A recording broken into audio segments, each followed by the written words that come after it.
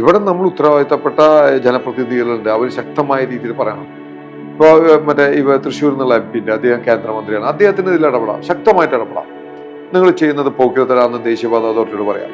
ഈ vehicle under പാസേജിന്റെ പണി എന്തുകൊണ്ട് ഒക്ടോബറിൽ തീർന്നില്ല, എത്ര നാൾക്കുള്ളിൽ തീരും എന്ന് ചോദിക്കാനുള്ള ആർജവം കാണിക്കുക. അവരൊക്കെയല്ലേ കാണിക്കണ്ടേ? അവരൊന്നും കാണിക്കില്ല. അതുകൊണ്ടാണ് നമ്മളെ പോലെയുള്ള സാധാരണക്കാര് ഈ കോടതിനെ സമീപിക്കുന്നത്. നമുക്ക് കോടതിയെ അല്ലാണ്ട് എവിടെ സമീപിക്കാൻ പറ്റും? സുപ്രീം കോടതി ഹൈക്കോടതിയും പറഞ്ഞു ടോള് കൊടുക്കുമ്പോൾ സുഗമമായ ഗതാഗതത്തിനുള്ള സൗകര്യം ഒരുക്കാൻ ബാധ്യസ്ഥരാണ്.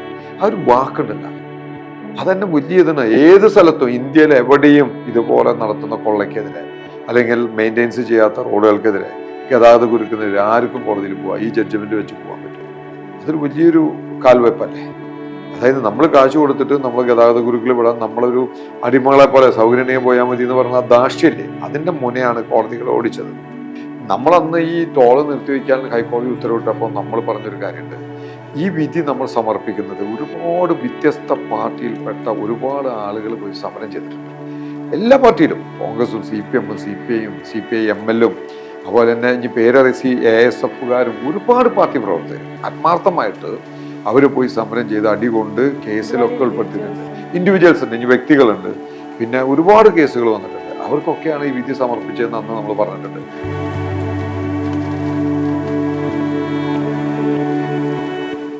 തൃശൂർ പാലിയേക്കര ടോൾ പ്ലാസയിലെ ടോൾ പിരിവ് നിർത്തിവെക്കാൻ കേരള ഹൈക്കോടതി ആവശ്യപ്പെട്ടത് വലിയ ചരിത്ര പ്രാധാന്യമുള്ള ഒരു ഉത്തരവാണ്.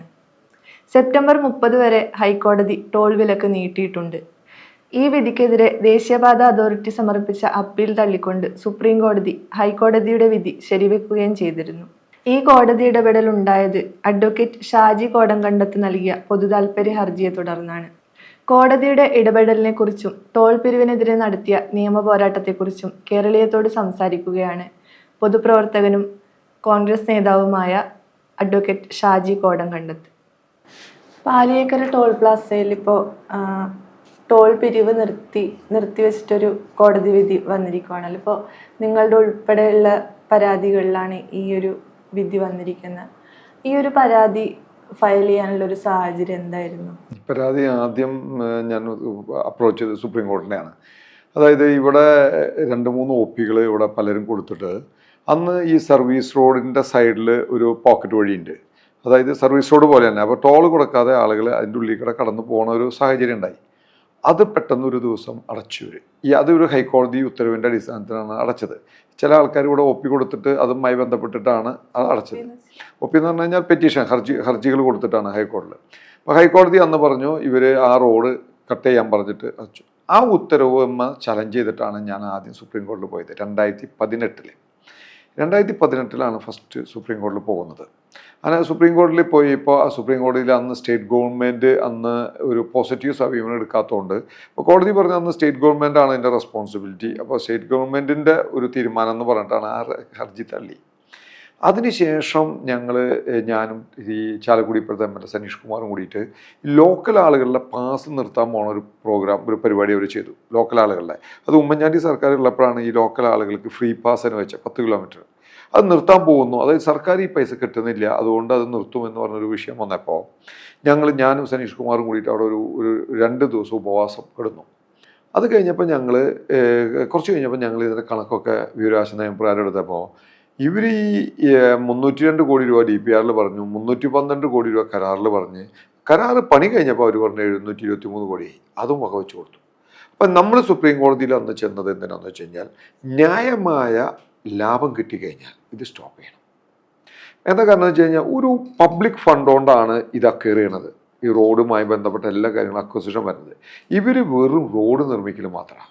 അപ്പോൾ പബ്ലിക് ഫണ്ട് കൊണ്ട് അക്വയർ ചെയ്തൊരു സ്ഥലത്ത് ഒരാളൊരു പണി ചെയ്യുമ്പോൾ ന്യായമായ ലാഭം കിട്ടുമെന്ന് നിർത്താം. ജനങ്ങളുടെ ഫണ്ടാണ്, ജനങ്ങൾക്ക് വേണ്ടിയാണ് ഇത് ചെയ്യുന്നത്. അപ്പോൾ ന്യായമായ ലാഭം കിട്ടണം. അങ്ങനെ സുപ്രീം കോടതി പോയപ്പോൾ സുപ്രീം കോടതി 2000 പറഞ്ഞു. അപ്പോൾ കേസ് 2000 എടുത്തിട്ട് കോടതി പറഞ്ഞു നിങ്ങൾ ഹൈക്കോടതിനെ സമീപിക്കാൻ പറഞ്ഞു. അതിനിടയ്ക്ക് അലഹാബാദ് ഹൈക്കോടതിയിൽ ഒരു വിധി വന്നു. അതായത് അവിടെ ഇതുപോലെ തന്നെ ഒരു പബ്ലിക് ഫണ്ട് ഉപയോഗിച്ച് അക്വയർ ചെയ്ത സ്ഥലത്ത് റോഡ് നിർമ്മിച്ച് വലിയ ലാഭം കിട്ടിയപ്പോൾ അലഹാബാദ് ഹൈക്കോടതി പറഞ്ഞു യു സ്റ്റോപ്പ് ദി ടോൾ. എന്താ കാരണം വെച്ചാൽ നിങ്ങൾക്ക് ന്യായമായ ലാഭം കിട്ടി. അപ്പോൾ അവർ പറഞ്ഞു BOT നിങ്ങൾ നോക്കേണ്ട ആവശ്യമില്ല. നിങ്ങൾക്ക് BOT എന്ന് പറഞ്ഞു കഴിഞ്ഞാൽ ഇതൊരു DPR ഉണ്ടാക്കുമ്പോൾ ഇത്ര വണ്ടി ഉണ്ടാവും ഉദ്ദേശം എന്നൊക്കെ പറയണേ. പക്ഷെ അതിനേക്കാളും കൂടുതൽ വണ്ടികൾ വരികയാണ്. ഒരു DPR ഉണ്ടാക്കുമ്പോൾ നിങ്ങൾക്ക് ഉദ്ദേശം ഇത്ര വണ്ടി, ഒരു ദിവസം ഇത്ര രൂപ. ഇതിനേക്കാളൊക്കെ 2-3 ഇരട്ടിയാണ് ഒരു ദിവസം വണ്ടികൾ വരുന്നത്. അപ്പോൾ ഇവരുടെ ലാഭം കൂടാണ്. അപ്പോൾ അതിൻ്റെ ഉള്ളിലൊക്കെ പല സാങ്കേതികത്തുണ്ട്, പല ഉദ്യോഗസ്ഥന്മാർ അഡ്ജസ്റ്റ്മെന്റുകളുണ്ട്. ഇവർക്ക് മറ്റേ ഇത്രയും വണ്ടി വരുമെന്ന് അറിഞ്ഞിട്ട് പോലും മനഃപൂർവ്വം എണ്ണം കുറച്ചിട്ടൊക്കെയാണ് ചെയ്യുന്നത്. അപ്പോൾ അലഹാബാദ് ഹൈക്കോടതി വിധി വന്നപ്പോൾ ആ വിധിയുടെ കോപ്പി എടുത്തിട്ടാണ് ഞങ്ങൾ 2021 കേരള ഹൈക്കോടതിയിൽ ഹർജി കൊടുക്കണം. ഞങ്ങൾ ഹർജിയിൽ പറഞ്ഞിട്ടുള്ള മെയിൻ ആവശ്യങ്ങൾ ഇവർ 2026 വരെ ഇവർക്ക് ടോൾ പിരിക്കാൻ റൈറ്റുള്ളൂ. അതൊരു നോട്ടിഫിക്കേഷൻ മുഖാന്തരം 2028 വരെ എക്സ്റ്റെൻഡ് ചെയ്തു. അപ്പോൾ ഞങ്ങൾ പറഞ്ഞു അത് എക്സ്റ്റൻഷൻ പറ്റില്ല. സ്വാഭാവികമായിട്ട് 2026 ഇവർക്ക് മാക്സിമം എത്ര കാശ് കിട്ടുമെന്ന് പറഞ്ഞാൽ ഇവർ സ്പെൻഡ് ചെയ്തു എന്ന് പറയുന്ന ആ കാശിനേക്കാൾ ഇരട്ടി കാശ് കിട്ടും. അതൻ ഇത് എക്സ്റ്റെൻഡ് ചെയ്യാൻ പാടില്ല. 1. 2, നമ്മൾ പറഞ്ഞത് ന്യായമായ ലാഭം കിട്ടിക്കഴിഞ്ഞാൽ യു സ്റ്റോപ്പ് ദി ടോൾ. ആ ലാഭം എന്ന് പറയുന്നത് ഇവർ പറയുന്നത് DPR ഞങ്ങൾക്ക് ഇത്ര വർഷം തന്നിട്ടുണ്ട് എന്നല്ല അതിൻ്റെ അർത്ഥം. നിങ്ങൾക്ക് ന്യായമായ ലാഭം കിട്ടണം. DPR പറഞ്ഞ വണ്ടിയല്ല ഇന്ന് ഈ പാലിയേക്കര കൂടെ കടന്നു പോകുന്നത്. DPR പറഞ്ഞ പൈസയല്ല ഇവർക്ക് കളക്ട് ചെയ്യുന്നത്. നിങ്ങൾ സ്റ്റോപ്പ് ചെയ്യണം. ഇവർ MOT പോലും സ്റ്റോപ്പ് ചെയ്തിട്ടില്ല. BOT അങ്കമാലി വരെ. MOTയിൽ എന്തിനാ ഇവർക്ക് പൈസ കുറച്ചുകൂടെ? BOT MOT കൂടിയുള്ള പൈസയാണ് ടോളിൽ നിന്ന് വാങ്ങണത്. MOT ഇവർക്ക് മെയിൻ്റെനൻസ് ഉള്ളൂ. അപ്പൊ നമ്മൾ പറഞ്ഞു അതെ അതായിരിക്കും ഞാൻ വരാം. അപ്പോൾ നിങ്ങൾ ന്യായമായ ലാഭം കിട്ടിയെന്ന് നിർത്തണം. 2ാമത്തെ പ്രയർ. 3ാമത്തെ പ്രയർ എന്ന് പറഞ്ഞു കഴിഞ്ഞാൽ ഈ കരാറിൽ കുറേ കാര്യങ്ങളുണ്ട് ചെയ്യേണ്ടത്. സർവീസ് റോഡ്, ഡ്രെയിനേജ്, ജംഗ്ഷൻ വികസനം, അങ്ങനെ ഒരുപാട്. ഇതൊന്നും അവർ പകുതി പോലും ചെയ്തിട്ടില്ല. അപ്പോൾ നമ്മൾ പറഞ്ഞു നിങ്ങൾ കരാറിലെ കാര്യങ്ങൾ ചെയ്യണം. അതുപോലെ തന്നെ പ്രോപ്പറായ മെയിൻ്റെനൻസ് ചെയ്യണം.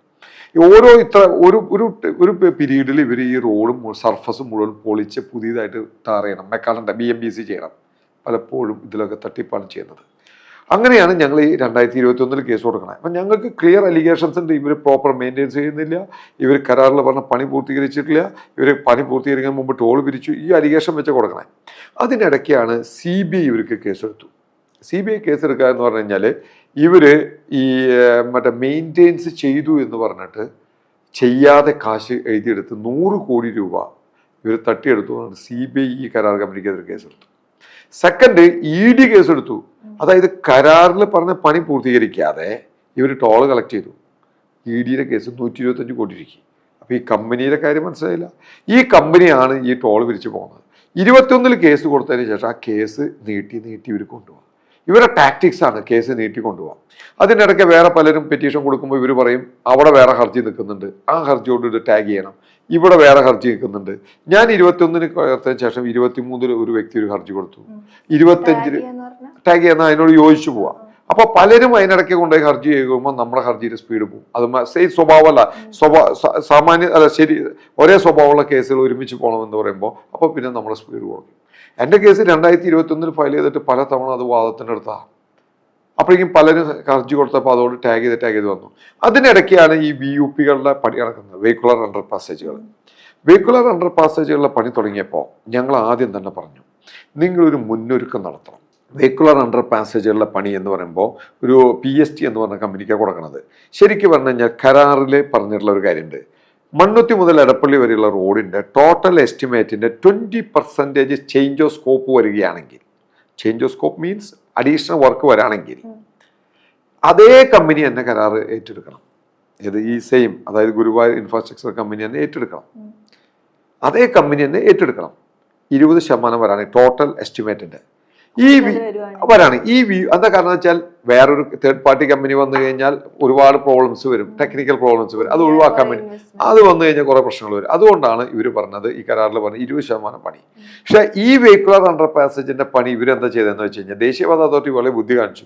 അവര് ഈ മറ്റേ വടക്കുംചേരി മുതൽ ഈ എടപ്പള്ളി വരെയുള്ള ചേഞ്ച് ഓഫ് സ്കോപ്പ് വർക്കുകളൊക്കെ ഒറ്റ കോൺട്രാക്ട് കൊടുത്തിട്ട് PST എന്ന് പറഞ്ഞ കമ്പനിക്ക് കൊടുത്തു.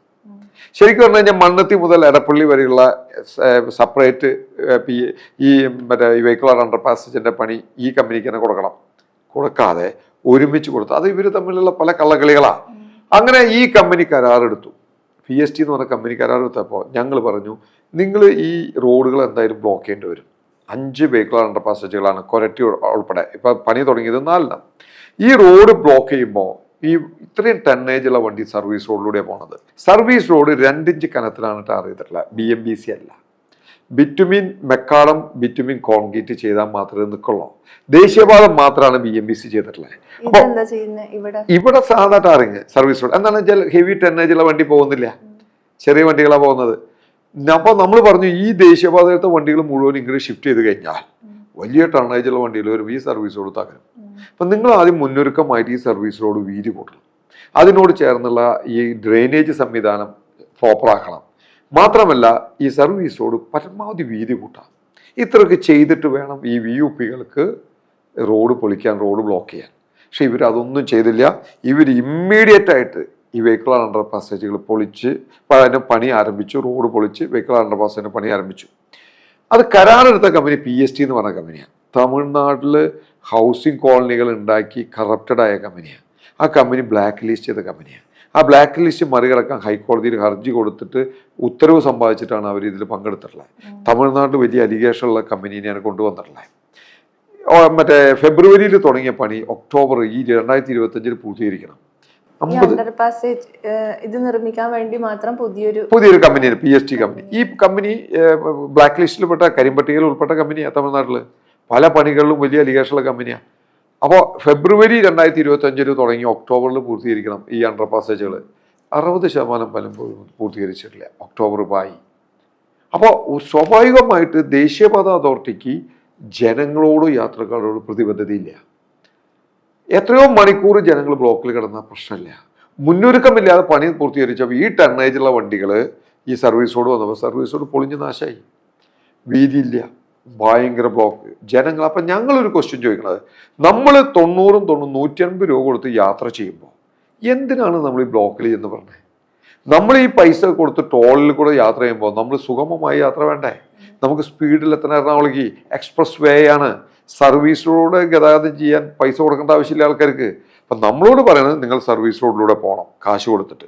നിങ്ങൾ ബ്ലോക്കിൽ പെട്ടോളൂ, നിങ്ങൾ കുഴി കൂടെ പൊക്കോളൂ. ഇനി പറ്റിയില്ലെങ്കിൽ നിങ്ങൾ ടോൾ കൊടുത്തിട്ട് PW റോഡിലൂടെയും പഞ്ചായത്ത് റോഡിലൂടെയും പൊക്കോളൂ. ഇത് ശരിയല്ല. അപ്പം നമ്മുടെ മെയിൻ ഹർജിയിൽ ഒരു ഇടക്കാല ഹർജി കൊടുത്തു. ഈ VUPകളുടെ പണി കഴിയണവരെ, അടിപ്പാതകളുടെ പണി കഴിയണവരെ ടോൾ നിർത്തിവെക്കണം. ആ കേസിലാണ് ഇപ്പോൾ ഹൈക്കോടതിയുടെ ഇടപെടലുണ്ടായിട്ടുള്ളത്. അപ്പം നമ്മൾ ഹൈക്കോടതി ഈ കേസിൽ വിധി പറഞ്ഞപ്പോൾ ഇടക്കാല ഉത്തരവ് പുറപ്പെടുവിച്ചു, ടോൾ നിർത്താൻ പറഞ്ഞു. 4 ആഴ്ച പറഞ്ഞ്. ഈ 4 ആഴ്ച ഹൈക്കോടതി കൊടുത്തത് എന്തിനാ? നിങ്ങൾ സുഗമമായി ഗതാഗതത്തിന് സൗകര്യം ഒരുക്കൂ, സർവീസ് റോഡ് ടാർ ചെയ്യൂ, വീതി കൂട്ടൂ, ഡ്രെയിനേജ് ശരിയാക്കൂ, സുരക്ഷാ മാനദണ്ഡങ്ങൾ ചെയ്യൂ. ഇന്ത്യൻ റോഡ് കോൺഗ്രസ് പറഞ്ഞ സുരക്ഷാ മാനദണ്ഡങ്ങൾ ചെയ്യണം. അത് ചെയ്യാൻ പറഞ്ഞു. ഇവരെന്താ ചെയ്തത്? ഇതൊന്നും ചെയ്യാതെ ഇവർ നേരെ സുപ്രീം കോടതിയിൽ പോയി. നമ്മളാണെങ്കിൽ NHA പോയി. ആദ്യം NHA കൊടുത്ത കരാർ കമ്പനിയും പോയി. കരാർ കമ്പനിയേക്കാളും താല്പര്യം NHAക്ക്, രാജാവിനേക്കാളും വലിയ രാജഭക്തിയാണ് ഈ NHA കാണിക്കുന്നത് ഈ കരാർ കമ്പനിയെ സപ്പോർട്ട് ചെയ്യാൻ വേണ്ടി. അപ്പോൾ നമ്മൾ തടസ്സ ഹർജി കൊടുത്തു. അവിടെ ശരിക്കും നമ്മളാണ് കൊടുക്കേണ്ടത്, സംസ്ഥാന സർക്കാരല്ലേ? ഈ ജനങ്ങളുടെ കഷ്ടപ്പാട് കാണേണ്ടത് സംസ്ഥാന സർക്കാരല്ലേ? നമ്മൾ തടസ്സ ഹർജി കൊടുത്തു, നമ്മൾ അവിടെ വക്കീലിനെ വെച്ചു, നമ്മൾ കേസിൽ ഭയങ്കരമായി ഡിഫെൻഡ് ചെയ്തു സുപ്രീം കോടതിയിൽ. പിന്നെ അവിടെ ഇരിക്കുന്ന ചീഫ് ജസ്റ്റിസ് അടക്കം, ജസ്റ്റിസ് വിനോദ് ചന്ദ്ര അടക്കമുള്ള ജഡ്ജിമാർക്ക് ഈ അനുഭവസ്ഥരാണ്. ചീഫ് ജസ്റ്റിസ് പറഞ്ഞൊരു കമന്റ് ഉണ്ട്, ഞാൻ എസ്കോട്ടും പൈലറ്റും ഉണ്ടായിട്ട് പോലും ഞാൻ ആ ട്രാഫിക് ബ്ലോക്കിൽ ഒരുപാട് സമയം കിടന്നു. വിനോദ് ചന്ദ്രൻ പറഞ്ഞു, ഞങ്ങൾക്ക് ഈ അനുഭവം ഉണ്ട്. ഒരാൾ മരിച്ചിട്ട് പോകാനെങ്കിലും, കല്യാണത്തിന് പോവാണെങ്കിലും, ജോലിക്ക് പോവാണെങ്കിലും, എയർപോർട്ടിൽ പോകണമെങ്കിലും എത്രയോ മണിക്കൂറുകൾ ക്യൂ നിൽക്കണം. മറ്റേ ഗതാഗത കുരുക്കിൽ പെടണം. അതാണ് ഒരു ബൈജു എന്ന് പറഞ്ഞ ഒരു ബിസിനസ്സുകാരൻ അവിടെ വന്നിട്ട് എന്നെ അറസ്റ്റ് ചെയ്യൂ എന്ന് പറഞ്ഞിട്ട് പൊട്ടിത്തെറിച്ചത്. അയാളൊരു ബന്ധുവിനെ മരണത്തിന് പോയിട്ട് അവിടെ എത്താൻ പറ്റിയില്ല, 3 മണിക്കൂർ എടുത്തു. അപ്പോൾ ഒരുപാട് ജനങ്ങളുടെ ദുരിതം ബുദ്ധിമുട്ട് മനസ്സിലാക്കിയപ്പോഴാണ് സുപ്രീം കോടതി പറഞ്ഞത്, ടോൾ കൊടുക്കുകയാണെങ്കിൽ ജനങ്ങൾക്ക് നല്ല റോഡ് കൊടുക്കാൻ നിങ്ങൾക്ക് ബാധ്യസ്ഥ എന്ന് പറഞ്ഞിട്ട് അവിടെ തള്ളി. ആ സുപ്രീം കോടതിയിൽ പോലും സംസ്ഥാന സർക്കാരിൻ്റെ സ്റ്റാൻഡിംഗ് കൗൺസിൽ വന്നില്ല. നമ്മൾ മനസ്സിലാക്കണം, ഈ ജനങ്ങളെ സംരക്ഷിക്കേണ്ട ഉത്തരവാദിത്വം സംസ്ഥാന സർക്കാരിനാണ്. ഇതുവരെയും സ്റ്റേറ്റ് ഗവൺമെന്റ് ഇതിലൊന്നും സ്റ്റേറ്റ് ഗവൺമെന്റ് സുപ്രീം കോടതി സ്റ്റാൻഡിംഗ് കൗൺസിൽ വന്നില്ല. ഇപ്പോൾ സ്റ്റേറ്റ് ഗവൺമെന്റ് വേണ്ടി ഇവിടെ അപ്പിയർ ചെയ്യുന്ന വക്കീൽമാരൊക്കെ കരാർ കമ്പനിക്കും ദേശീയപാത അതോറിറ്റിക്കും സപ്പോർട്ട് ചെയ്യല്ലേ? ഇതാരാണ് ഇത് ജനങ്ങളുടെ ബുദ്ധിമുട്ട് കോടതി അറിയിക്കേണ്ടത്? സംസ്ഥാന സർക്കാരാണ്. സംസ്ഥാന സർക്കാരുമായി സ്റ്റേറ്റ് സപ്പോർട്ട് എഗ്രിമെന്റ് ഉണ്ട്. അപ്പോൾ അതൊരു വശം. അപ്പോൾ അതുകൊണ്ടാണ് സുപ്രീം കോടതി ആ കേസിൽ ഇടപെടില്ല എന്ന് പറഞ്ഞപ്പോൾ വീണ്ടും ഒരു ഹൈക്കോടതിയിൽ അപ്രോച്ച് ചെയ്തു. സുപ്രീം കോടതി അതൊരു കാര്യം പറഞ്ഞു, ഹൈക്കോടതിയിലെ സൂപ്പർവിഷനിൽ വേണം അത് ചെയ്യാം, മോണിറ്റർ ചെയ്യണം. അപ്പോൾ ഹൈക്കോടതി ഒരു കമ്മിറ്റീനെ വെച്ചു. ജില്ലാ കളക്ടർ അടക്കം, സൂപ്രണ്ട് ഓഫ് പോലീസ്, RTO അടക്കമുള്ള ആളുകളെ വെച്ചു. അവർ വന്ന് പറയുന്നത് ഇത് ഇവിടെ ശാശ്വതമായ ഒരു പരിഹാരം ഉണ്ടായിട്ടില്ല. ശാസ്ത്രീയമായി ഈ സർവീസ് റോഡ് ടാർ ചെയ്തിട്ടില്ല, വീതി കൂട്ടിയിട്ടില്ല, സുരക്ഷാ മാനദണ്ഡങ്ങൾ പാലിച്ചിട്ടില്ല, ഡ്രെയിനേജ് സംവിധാനം ശരിയാക്കിയിട്ടില്ല. ഈ വിഷയങ്ങളൊക്കെ കളക്ടർ അധ്യക്ഷൻ പറഞ്ഞു. അങ്ങനെ ഇവർക്ക് വീണ്ടും വീണ്ടും ചാൻസ് കൊടുത്തു. എന്താ കാര്യം? ഒന്നും ചെയ്തിട്ടില്ല. ഇപ്പം നിങ്ങൾ മനസ്സിലാക്കുക, ഇന്നലെ ബ്ലോക്കാണ്, മിനിഞ്ഞാന്ന് ബ്ലോക്കാണ്, വലിയ ഗതാഗത കുരുക്കാണ്. തന്നെയല്ല, സർവീസ് റോഡിൽ വലിയൊരു കുഴി ഉണ്ടായി മുരിങ്ങൂര്. അത് ടാറ് ആ കുഴി അടയ്ക്കുന്നത് ഒരു കേരള പോലീസിലെ ഒരു ഉദ്യോഗസ്ഥൻ മൺവെട്ടി ഉപയോഗിച്ച്, നല്ല മനസ്സിലുള്ള ഉദ്യോഗസ്ഥനാ, ആ മൺവെട്ടി കൊണ്ട് അധികം മണ്ണ് വെട്ടിയിട്ട് ആ കുഴി കൊണ്ടടയ്ക്കുന്ന ഒരു ചിത്രം മറ്റേ നവമാധ്യമങ്ങളിൽ വന്നു. അപ്പോൾ അത്രയും പോലും ദേശീയപാത അതോറിറ്റി അല്ല ചെയ്യുന്നത്. അപ്പോൾ അതുകൊണ്ടാണ് ഇന്ന് ഹൈക്കോടതി പറഞ്ഞത്, കളക്ടർ പറഞ്ഞ സുരക്ഷാ മാനദണ്ഡങ്ങൾ ആദ്യം നടപ്പിലാക്കുക, സർവീസ് റോഡിന്റെ കുഴികൾ അടയ്ക്കുക, മറ്റുള്ള പ്രശ്നങ്ങൾ തീർത്തിട്ട് നിങ്ങൾ വരാൻ പറഞ്ഞിട്ടാണ് 30-ാം തീയതിക്ക് വെച്ചത്. ഇപ്പോൾ ഹൈക്കോടതിയിൽ ഈ ഒരു ഹർജീന്റെ ഒരു പ്രൊസീഡിങ് എങ്ങനെയായിരുന്നു? അതിന്റെ ഒരു ഹൈക്കോടതിയിൽ നമ്മുടെ സുഹൃത്ത് അഡ്വക്കേറ്റ് ഗംഗേഷ് മുഖാന്തരമാണ് ഞാൻ ഫയൽ ചെയ്തിട്ടുള്ളത്. അത് ഗംഗേഷ് അദ്ദേഹം ഒരുപാട് കേസുകളിൽ നമുക്ക് വേണ്ടി അപ്പയർ ചെയ്തിട്ടുള്ള. അദ്ദേഹം മുഖാന്തരം കേസ് കൊടുത്തത് 2021 കൊടുത്തത്. അത് കഴിഞ്ഞ് പല തവണ വാദം കേട്ടിട്ട് ഉത്തരവ് ഓർഡർ പറയാണ്ട് നീണ്ടു പോവായിരുന്നു. അതുപോലെ തന്നെ പലരും വേറെ പെറ്റീഷൻസ് കൊടുക്കുമ്പോൾ അതിൻ്റെ കൂടെ ഇത് ടാഗ് ചെയ്ത് ഇങ്ങനെ നീണ്ടു പോവായിരുന്നു. ഇപ്പോഴാണ് പെറ്റീഷൻസിലൊക്കെ പ്രൊസീഡിങ്സ് പലരുടെ പെറ്റീഷൻ നമ്മുടെ കൂടെ ടാഗ് ചെയ്തിട്ടുണ്ട്. അപ്പോൾ ഇതിലെന്ത് വിഷയം എന്ന് വെച്ചാൽ, ഇപ്പോൾ ഹൈക്കോടതി തന്നെ ഇപ്പോൾ കഴിഞ്ഞ ദിവസം പറഞ്ഞു, പരാതിക്കാർക്കുണ്ടെങ്കിൽ കളക്ടറെ റിപ്പോർട്ട് കൊടുക്കാം, പെറ്റീഷൻ കൊടുക്കാം. നമ്മൾ പെറ്റീഷൻ കൊടുത്ത് കളക്ടർക്ക് കൃത്യമായ കാര്യങ്ങൾ പറഞ്ഞിട്ട്, അപ്പോൾ കേസ് നമ്മൾ കൃത്യമായി ഫോളോ ചെയ്യുന്നുണ്ട്. നമ്മൾ ഒരു രീതിയിലും നമ്മളെ അതിൽ ജനങ്ങളുടെ കൂടെ നിൽക്കണം, ഒരു രീതിയിലും നമ്മളതിനെ പിന്തിരിക്കാൻ ആർക്കും പറ്റില്ല. അതുകൊണ്ട് നമ്മൾ ശക്തമായിട്ട് തന്നെയാണ് ആ കേസ് നിൽക്കുന്നത്. ഇത് തന്നെയല്ല, ഞാൻ ആദ്യം നമ്മൾ കേസ് കൊടുത്തത് മണ്ണുത്തി വടക്കുംചേരി കേസാണ്. മണ്ണുത്തി വടക്കുംചേരി ദേശീയപാത നടക്കുമ്പോൾ ഇന്ത്യൻ റോഡ് കോൺഗ്രസ് പറഞ്ഞ കുറേ സുരക്ഷാ മാനദണ്ഡങ്ങളുണ്ട്, അതൊന്നും പാലിക്കാതെയാണ് ആ റോഡ് പണി നടന്നത്. അന്നാണ് ഞാൻ ആദ്യമായി കേസ് കൊടുക്കുന്നത്. അങ്ങനെ കേസ് കൊടുത്തിട്ട് ഹൈക്കോടതി കമ്മീഷൻ വെച്ചു. കമ്മീഷൻ ഒരുപാട് പ്രശ്നങ്ങൾ പറഞ്ഞു സുരക്ഷാ മാനദണ്ഡങ്ങളില്ലാതെ. എന്നിട്ട് ഹൈക്കോടതി ഡയറക്ഷൻ കൊടുത്തു, ഇന്ന സുരക്ഷാ മാനദണ്ഡങ്ങൾ ചെയ്യുന്നത്. അങ്ങനെയാണ് മണ്ണുത്തി വടക്കുംചേരി ദേശീയപാതയുടെ പണി നടക്കണേ. അവിടെ നിന്നാണ് കേസ് കൊടുക്കുന്നത്. അവിടെ 12 വർഷം, 3 വർഷം കൊണ്ട് പൂർത്തീകരിക്കേണ്ട പണി 12 വർഷം കൊണ്ട് പൂർത്തീകരിച്ചിട്ടില്ല കേട്ടാ. അവിടെയും നമ്മൾ കേസ് ഇപ്പം നിൽക്കുന്നുണ്ട്. കരാർ പ്രകാരമുള്ള പണി പൂർത്തീകരിക്കുന്നതിന് മുമ്പ് ടോൾ പിരിച്ചു എന്ന് പറഞ്ഞിട്ട് കേസ് ഇപ്പോഴും ഹൈക്കോടതിയിൽ നിൽക്കുന്നുണ്ട്. ആ കേസിൽ ഞാൻ ഇപ്പോൾ ഒരു ഇടക്കാല ഹർജി കൊടുത്തു. അവിടെയും വെഹിക്കിൾ അണ്ടർ പാസേജിന്റെ പണി നടക്കണോണ്ട് ടോൾ പിരിവ് നിർത്തുന്നു പറഞ്ഞിട്ട്. അതിലിപ്പോൾ ഇന്നലെ കേസ് ഉണ്ടായിരുന്നു. അതിൽ സർക്കാരിന്റെ ഭാഗത്തുനിന്ന് പറഞ്ഞു പ്രശ്നങ്ങളൊന്നും ഇല്ല എന്ന് പറഞ്ഞപ്പോൾ ഹൈക്കോടതി പറഞ്ഞു പോരാ, സത്യവാങ്മൂലം കളക്ടർ ബോധിപ്പിക്കാൻ പറഞ്ഞിട്ട് അത് അടുത്ത ദിവസത്തേക്ക് വെച്ചിട്ടുണ്ട്. ഇങ്ങനെ ഈ വർഷങ്ങളോളം ഈ ടോൾ പിരിവ് ഇങ്ങനെ നടത്തിക്കൊണ്ടിരിക്കുക, അതേസമയം പണികൾ ചെയ്യാതിരിക്കുക, നിർമ്മാണ പ്രവൃത്തികളൊന്നും ചെയ്യാതിരിക്കുകയും ചെയ്യുന്നത്, അതിനെ മോണിറ്റർ ചെയ്യാൻ എന്തെങ്കിലും ഒരു സംവിധാനം? ശരിക്കും പറഞ്ഞു കഴിഞ്ഞാൽ കേന്ദ്ര ഗവൺമെന്റ്, ഇവിടെ MP-മാരുണ്ട്, MLA-മാരുണ്ട്, മന്ത്രിമാരുണ്ട്, ഇവരൊക്കെയാണ് അതിൽ ഇടപെടേണ്ടത്. ഞാനൊരു സാധാരണക്കാരനാണ്. എന്നെ പോലെയുള്ള ഇപ്പോൾ പല സാധാരണക്കാർക്കും പ്രതിഷേധമൊക്കെ ഉണ്ട്. ഇപ്പോൾ നിങ്ങൾക്കുണ്ടാവും പ്രതിഷേധിക്കാനുള്ള, പക്ഷെ നമ്മുടെ ജീവിതത്തിന്റെ പരിമിതികൾ മൂലം നമുക്ക് പ്രതിഷേധിക്കാൻ പറ്റുന്നില്ല. ഇവിടെ നമ്മൾ ഉത്തരവാദിത്തപ്പെട്ട ജനപ്രതിനിധികളുണ്ട്, അവർ ശക്തമായ രീതിയിൽ പറയണം. ഇപ്പോൾ തൃശ്ശൂരിൽ നിന്നുള്ള MP ഉണ്ട്, അദ്ദേഹം കേന്ദ്രമന്ത്രിയാണ്, അദ്ദേഹത്തിന് ഇതിൽ ഇടപെടാം, ശക്തമായിട്ട് ഇടപെടാം. നിങ്ങൾ ചെയ്യുന്നത് പോക്കിരത്തരാന്ന് ദേശീയപാത അതോറിറ്റിയോട് പറയാം. ഈ വെഹിക്കിൾ അണ്ടർ പാസേജിന്റെ പണി എന്തുകൊണ്ട് ഒക്ടോബറിൽ തീർന്നില്ല, എത്ര നാൾക്കുള്ളിൽ തീരും എന്ന് ചോദിക്കാനുള്ള ആർജവം കാണിക്കുക. അവരൊക്കെയല്ലേ കാണിക്കണ്ടേ? അവരൊന്നും കാണിക്കില്ല. അതുകൊണ്ടാണ് നമ്മളെപ്പോലെയുള്ള സാധാരണക്കാർ ഈ കോടതിനെ സമീപിക്കുന്നത്. നമുക്ക് കോടതിയെ അല്ലാണ്ട് എവിടെ സമീപിക്കാൻ പറ്റും? ഇങ്ങനത്തെ ഒരു തീരുമാനത്തിലേക്ക് അല്ലെങ്കിൽ ഒരു വിധിയിലേക്ക് കോടതി എത്തുന്നത് ഈ ടോൾ പ്ലാസ നടത്തുന്ന ഈ കമ്പനിയുടെ ഒരു ലൂട്ടിംഗ് സ്വഭാവത്തിനെ കുറിച്ചും അല്ലെങ്കിൽ ഈ ഒരു കരാർ ലംഘനത്തിനെ കുറിച്ചൊക്കെ ഫുള്ളി അവെയർ ആയിട്ട് തന്നെ ആയിരുന്നു. തീർച്ചയായിട്ടും, എന്താ സംശയം?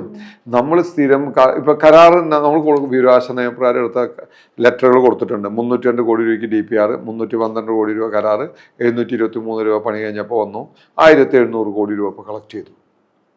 അപ്പോൾ ഇതൊക്കെ കോടതിയുടെ മനസ്സിലുണ്ട്. CBI ഒരു കേസെടുത്തു, ED ഒരു കേസെടുത്തു, ജനങ്ങൾ സ്ഥിരമായി ഗതാഗത കുരുക്കിൽ പെടുന്നു.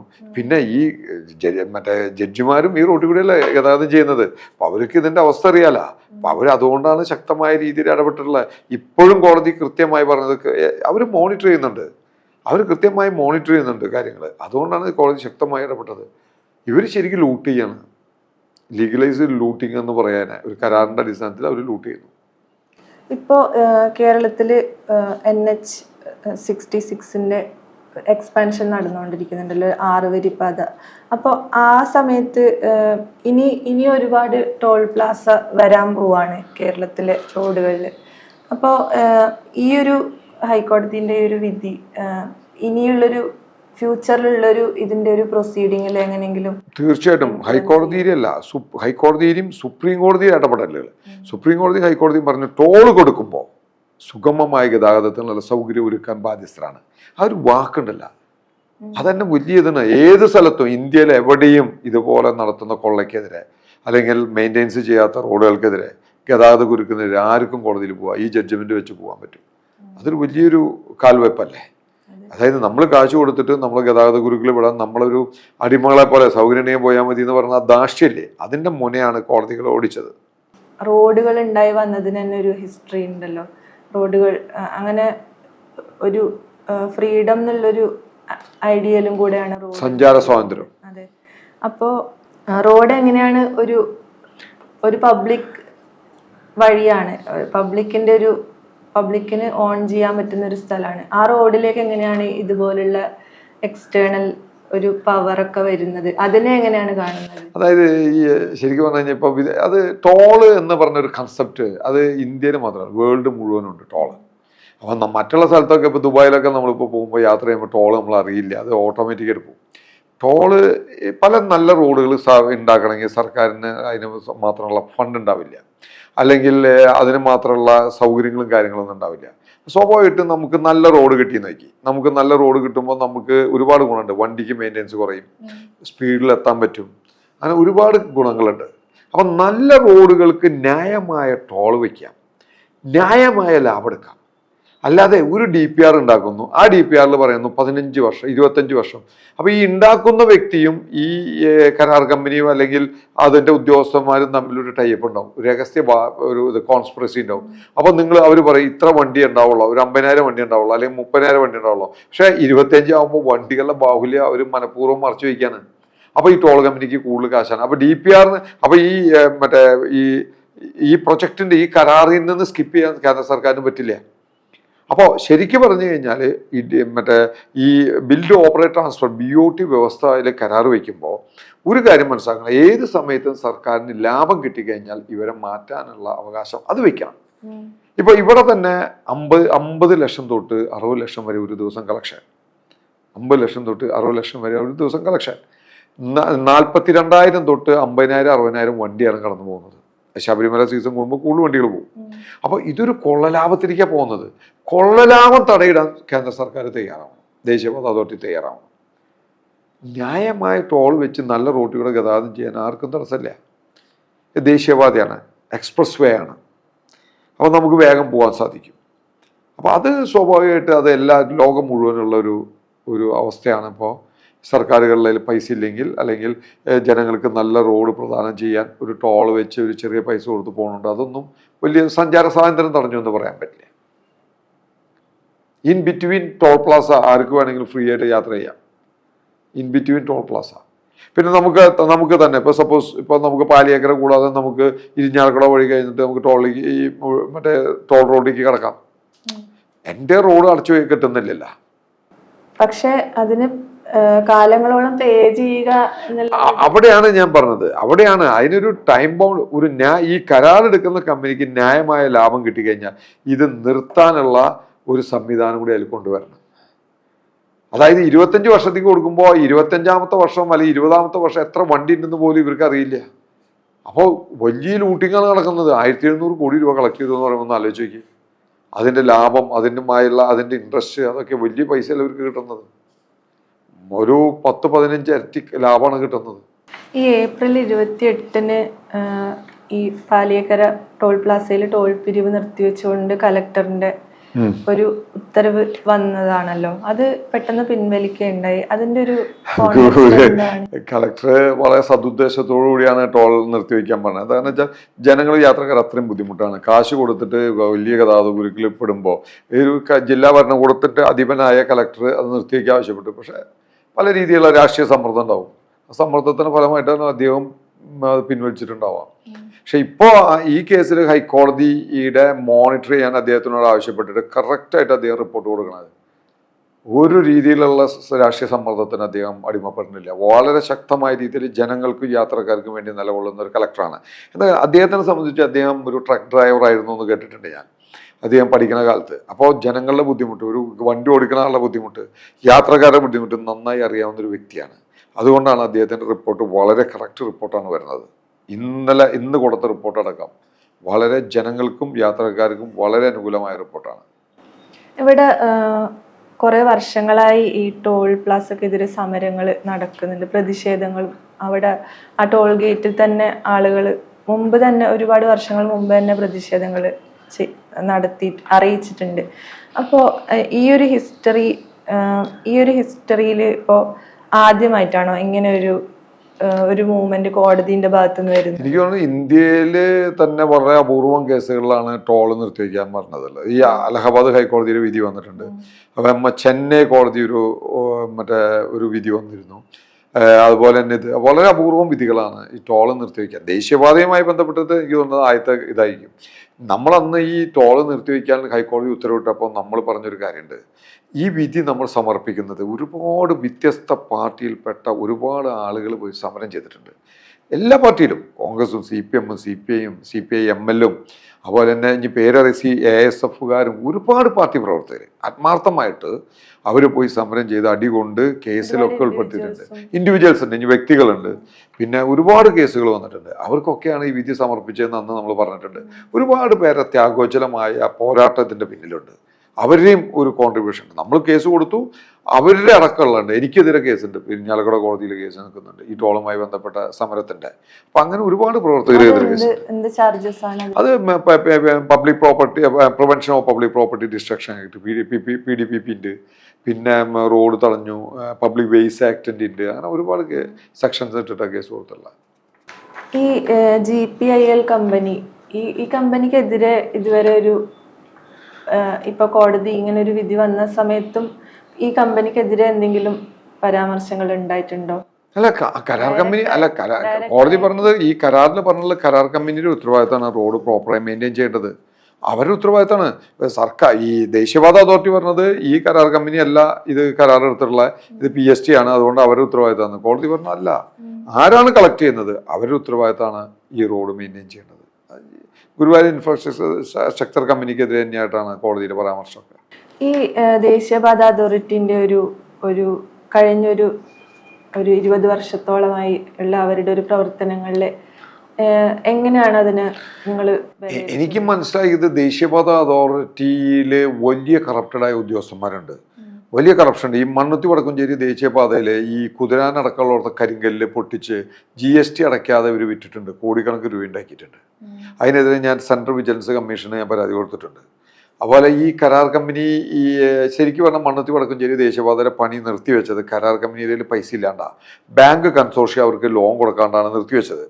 അത് 2014 ദേശീയപാത അതോറിറ്റി അവർക്കൊരു നോട്ടീസ് കൊടുത്തു. എന്തെന്ന് പറഞ്ഞിട്ട് നിങ്ങൾ ഇത് ടെർമിനേറ്റ് ചെയ്യണമെന്ന് പറഞ്ഞിട്ട് 15 ആ ടെർമിനേഷൻ നോട്ടീസ് പിൻവലിച്ച് അവർക്ക് തന്നെ കൊടുത്തു, ഇത് കണ്ടിന്യൂ ചെയ്യാൻ പറഞ്ഞിട്ട്. അത് കഴിഞ്ഞിട്ട് ഈ കരാർ കമ്പനി കൊണ്ടുപോയി ആർബിട്രേഷൻ കേസ് ഫയൽ ചെയ്തു. ഞങ്ങൾക്ക് ഈ ദേശീയപാത അതോറിറ്റി കാരണമാണ്, ഇവിടെ സമരങ്ങൾ കാരണമാണ് ഞങ്ങൾക്ക് റോഡ് പണിയാൻ പറ്റാഞ്ഞെന്ന് പറഞ്ഞിട്ട് ആ കേസ് അവർ ഔട്ട് ഓഫ് കോർട്ട് സെറ്റിൽ ചെയ്തിട്ട് 245 കോടി രൂപ ഈ കരാർ കമ്പനിക്ക് കൊടുത്തു. വീഴ്ച വരുത്തിയ കരാർ കമ്പനി 3 വർഷം കൊണ്ട് പൂർത്തീകരിക്കേണ്ടത് 12 വർഷം കൊണ്ട് പൂർത്തീകരിക്കാൻ പറ്റാത്ത കമ്പനിക്ക് 245 കോടി രൂപ ആർബിട്രേഷന് കൊടുക്കാണ് ദേശീയപാത അതോറിറ്റി. അപ്പൊ ദേശീയപാത അതോറിറ്റിയിലെ ഉദ്യോഗസ്ഥന്മാരും ഈ കരാർ കമ്പനിയും തമ്മിൽ ആർബിട്രേഷൻ കോടതി ഈ ദേശീയപാത അതോറിറ്റിയുടെ ഉദ്യോഗസ്ഥന്മാരും ഈ കരാർ കമ്പനി തമ്മിൽ അവിശുദ്ധ കൂട്ടുകെട്ടുണ്ട്, ഒരു സംശയമില്ല. അല്ലെങ്കിൽ ഈ ദേശീയപാത അതോറിറ്റിക്ക് പറഞ്ഞൂടെ നിങ്ങൾ ഈ ഒക്ടോബറിനുള്ളിൽ ഈ PST കമ്പനിയോട് ഇത് പൂർത്തീകരിക്കാൻ പറഞ്ഞൂടെ? അല്ലെങ്കിൽ ഈ കരാർ കമ്പനിയോട് നിങ്ങൾക്ക് കൃത്യമായിട്ട് മെയിൻ്റെനൻസ് ചെയ്യാൻ പറഞ്ഞോളെ, എന്താ ദേശീയപാത അതോറിറ്റി ഉദ്യോഗസ്ഥന്മാർ പറയാത്തത്? അപ്പോൾ അതിൽ തമ്മിലൊരു അവിശ്വത്ത് കൂട്ടുകെട്ടുണ്ട്. കറപ്റ്റഡായ ഒരുപാട് ഉദ്യോഗസ്ഥന്മാർ ദേശീയപാത അതോറിറ്റിയിലുണ്ട്, നല്ലവരുണ്ടാവാട്ടാ. ഈ കമ്പനി വേറെ എവിടെ, ഈ GPIL-ഉം പിന്നെ ഈ പറഞ്ഞ തമിഴ്നാട് എന്നുള്ള ആ കമ്പനി വേറെ? ഇതങ്ങനെയല്ല, ഇത് ശരിക്കും KMC എന്ന് പറഞ്ഞൊരു കമ്പനി ഉണ്ട്. KMC ഒരു ആന്ധ്ര കമ്പനിയാണ്. KMCയുടെ സ്പെഷ്യൽ പർപ്പസ് വെഹിക്കിളാണ് ഈ ഗുരുവായൂർ ഇൻഫ്രാസ്ട്രക്ചർ അല്ലെങ്കിൽ തൃശ്ശൂർ എക്സ്പ്രസ് വേ. ഈ KMC എന്ന് പറഞ്ഞ കമ്പനി ഉണ്ട്. അത് ഈ റോഡിന് വേണ്ടി, ഇപ്പം മണ്ണുത്തി വടക്കുംചേരിക്ക് വേണ്ടി അവർ തൃശ്ശൂർ എക്സ്പ്രസ് വേ എന്ന് പറഞ്ഞൊരു കമ്പനി ഒരു സ്പെഷ്യൽ പർപ്പസ് വെഹിക്കിൾ ഉണ്ടാക്കുക. അല്ലെങ്കിൽ ഈ മണ്ണുത്തി എടപ്പള്ളിക്ക് വേണ്ടി ഗുരുവായൂർ ഇൻഫ്രാസ്ട്രക്ചർ എന്ന സ്പെഷ്യൽ പർപ്പസ് വെഹിക്കിൾ ഉണ്ടാക്കുന്നതാണ്. അപ്പോൾ മെയിൻ കമ്പനി KMC ആണ്. ഓരോ പ്രൊജക്റ്റിന് അവരൊരു ഇതുണ്ടാകും. പിന്നെ ഇപ്പോൾ ഈ മണ്ണുത്തി വടക്കുംചേരി ദേശീയപാതയുടെ പണിക്ക് ഇവർക്ക് എക്സ്പേർട്ട് ഒപ്പീനിയൻ കിട്ടിയിട്ടുള്ളത് ചൈനീസ് കമ്പനിയാണ്. അത് ഞാൻ വിരാസനപ്രകാരം പുറത്തു വിട്ടിരുന്നു. ഒരു ചൈനീസ് കമ്പനിയായിട്ടാണ് ഇവരൊരു കൊളാബറേഷൻ ഉണ്ടായിരുന്നത് ഈ മണ്ണുത്തി വടക്കുംചേരി. അപ്പോൾ അവർക്കൊരു എക്സ്പീരിയൻസ്ഡ് ഫോറിൻ കമ്പനിയായിട്ടുള്ള ഒരു കൊളാബറേഷൻ എന്ന് കാണിക്കാൻ വേണ്ടി അത് ഓരോ പർപ്പസിന് വേണ്ടി അവരുണ്ടാക്കുന്ന സ്പെഷ്യൽ പർപ്പസ് വെഹിക്കിൾ എന്ന് പറയാൻ. ഇത് പബ്ലിക് ഇൻട്രസ്റ്റ് ലിറ്റിഗേഷൻ ആയിരുന്നില്ലേ? ഇത് പബ്ലിക് ഇൻട്രസ്റ്റ് ലിറ്റിഗേഷൻ ആയിരുന്നു. അപ്പോൾ ഈ ഒരു വിഷയത്തിൽ ഇങ്ങനെ ഒരു പബ്ലിക് ഇൻട്രസ്റ്റ് ലിറ്റിഗേഷൻ അതേ സെൻസിൽ കോടതി പരിഗണിച്ചതും കുറച്ച് വാല്യുബിൾ ആണല്ലേ? തീർച്ചയായിട്ടും. അല്ല, ജനങ്ങളുടെ കഷ്ടപ്പാടും ബുദ്ധിമുട്ടും യാത്രക്കാരുടെ ബുദ്ധിമുട്ടും ഒരു ജനങ്ങളുടെ പക്ഷത്ത് നിന്ന് കാണുന്ന കോടതി വിധി വലിയ സ്വാഗതാർഹമാണ്. ജനങ്ങളുടെ പക്ഷത്ത് നിന്ന് കാണുമ്പോൾ അപ്പോൾ അത് വലിയൊരു അനുഗ്രഹമാണ്. കോടതികൾ ഇപ്പോഴും ശക്തമായി ജനങ്ങളെ ദ്രോഹിക്കുന്ന കാര്യങ്ങളിൽ ശക്തമായി ഇടപെടുന്നുണ്ട് എന്നുള്ളത് വലിയ ആശ്വാസമല്ല നമുക്ക്. ജനാധിപത്യത്തിൽ ഏറ്റവും വലിയ ശക്തി എന്ന് പറഞ്ഞു കഴിഞ്ഞാൽ കോടതികളും നിയമവ്യവസ്ഥയും ജനങ്ങളോടൊപ്പം നിൽക്കുന്നു എന്നുള്ളതാണ് ഏറ്റവും വലിയ ശക്തി. അപ്പോൾ കേരളീയത്തിന് ഇങ്ങനൊരു അഭിമുഖത്തിന് സമയം തന്നതിൽ നന്ദി.